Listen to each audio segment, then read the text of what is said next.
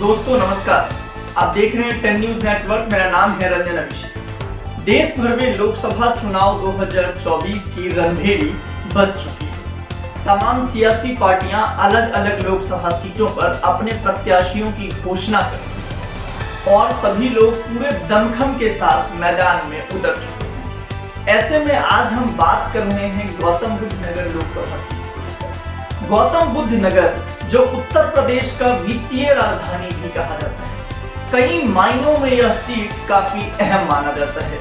राजधानी दिल्ली से सटे होने के कारण इस सीट की अहमियत और भी बढ़ जाती है। और इतना ही नहीं, शहर का प्रदेश का विंडो सिटी कहा जाने वाला शहर नोएडा और वैश्विक पटल पर अपनी एक खास पहचान रखने वाला शहर ग्रेटर नोएडा भी गौतम बुद्ध नगर लोकसभा क्षेत्र के अंतर्गत ही आता है।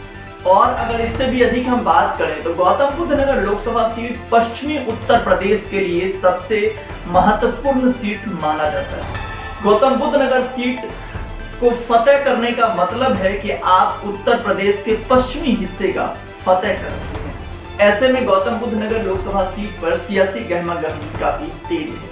लेकिन यह सीट जो कई मायनों में इतनी अहम है, विपक्ष के लिए एक अबूझ पहेली बनी है। ऐसा क्यों? अब एक सवाल ये है कि क्या समाजवादी पार्टी और कांग्रेस गठबंधन ने लोकसभा चुनाव लड़ने से पहले ही अपने हथियार डाल दिए? क्या उन्होंने ये स्वीकार कर लिया कि इस सीट पर उनका भाजपा के प्रत्याशी और मौजूदा सांसद डॉक्टर महेश शर्मा को परास्त करना उनके बस की बात नहीं है? आप सोच रहे होंगे मैं ऐसा क्यों कह रहा हूँ, तो इसके पीछे के कुछ तथ्य हैं जो मैं आपको क्रमवार तरीके से बताता हूँ। सबसे पहले आपको बता दें कि गौतम बुद्ध नगर लोकसभा सीट पर भारतीय जनता पार्टी ने मौजूदा सांसद और पूर्व केंद्रीय मंत्री भाजपा के कद्दावर नेता डॉक्टर महेश शर्मा को मैदान में उतारा है। डॉक्टर महेश शर्मा के दबदबा का अंदाजा इस बात से ही लगाया जा सकता है कि भाजपा द्वारा उम्मीदवारों की पहली लिस्ट जब जारी की गई, उसी में डॉक्टर महेश शर्मा का नाम शामिल था, जिस लिस्ट में प्रधानमंत्री नरेंद्र मोदी, गृह मंत्री राजनाथ सिंह समेत कई दिग्गजों का नाम शामिल था। उसी में डॉक्टर महेश शर्मा का भी नाम शामिल था और तय हो गया कि गौतम बुद्ध नगर के सियासी मैदान में एक बार फिर भाजपा ने महेश शर्मा पर भरोसा जताया। वहीं दूसरी तरफ उत्तर प्रदेश में कांग्रेस और समाजवादी पार्टी एक साथ मिलकर चुनाव लड़ रही है, यानी दोनों के बीच गठबंधन है जिसका नाम है इंडिया ब्लॉक गठबंधन। अब इंडिया ब्लॉक गठबंधन के लिए गौतम बुद्ध नगर की सीट एक अबूझ पहेली बनी हुई है। यह सीट समाजवादी पार्टी के खाते में गई और समाजवादी पार्टी ने पहले इस सीट पर डॉक्टर महेंद्र नागर को मैदान में उतारा। समाजवादी पार्टी ने महेंद्र नागर को मैदान में उतारा, लेकिन उसके बाद ही समाजवादी पार्टी के खेमे में सुगबुगाहट तेज हो गई। समाजवादी पार्टी गौतम बुद्ध नगर के कई नेता आला कमान के इस निर्णय से नाराज दिखने लगे। उनकी नाराजगी साफ झलक रही थी और इसका कारण ये बताया गया कि डॉक्टर महेंद्र नागर जो महज 2 साल पहले ही कांग्रेस छोड़ समाजवादी पार्टी में शामिल हुए, उन्हें टिकट दे दिया गया, जबकि समाजवादी पार्टी के जो पुराने साथी रहे हैं या वो साथी जो लंबे समय से समाजवादी पार्टी के लिए इन क्षेत्रों में संघर्ष करते रहे हैं, उन्हें मौका नहीं दिया गया। और इसीलिए पार्टी आला कमान ने फिर अपना निर्णय बदला और अंदर खाने की कलह को शांत करने के लिए डॉक्टर महेंद्र नागर का टिकट काट दिया गया। उसके बाद इस पूरे पिक्चर में नया नाम आया राहुल अवाना का। समाजवादी पार्टी ने राहुल अवाना को गौतम बुद्ध नगर सीट से अपना प्रत्याशी घोषित किया। माना जाता है कि राहुल अवाना जब अखिलेश यादव से मिले, और अखिलेश यादव का दीवाना भी उन्हें कहा जाता है। राहुल अवाना ने खुद एक इंटरव्यू में कहा कि अखिलेश यादव उन्हें अपना दीवाना कहते हैं। तो इन तमाम चीजों को ध्यान में रखकर अखिलेश यादव ने राहुल अवाना पर भरोसा जताया और गौतम बुद्ध नगर की कुर्सी पर राहुल अवाना को अवसर दिया गया। लेकिन उसके बाद फिर वो जो नाराज नेता थे, जो डॉक्टर महेंद्र नागर के समय नाराज थे, उससे इतर समाजवादी पार्टी में 2 गुट बन गए और दूसरा गुट अब राहुल अवाना से नाराज हो गया। और नाराजगी का कारण बताया गया चूंकि राहुल अवाना युवा हैं, उन्हें राजनीतिक अनुभव नहीं है और राजनीतिक अनुभवहीनता का जो खामियाजा है वो पार्टी को भुगतना पड़ सकता है। अंदर खाने की माने तो सपा गौतम बुद्ध नगर में 2 खेमे में बटी पार्टी के अंदर ही कई तरह की चर्चाएं तेज हो गई। कई लोग राहुल लवाना की मुखालफत करने लगे।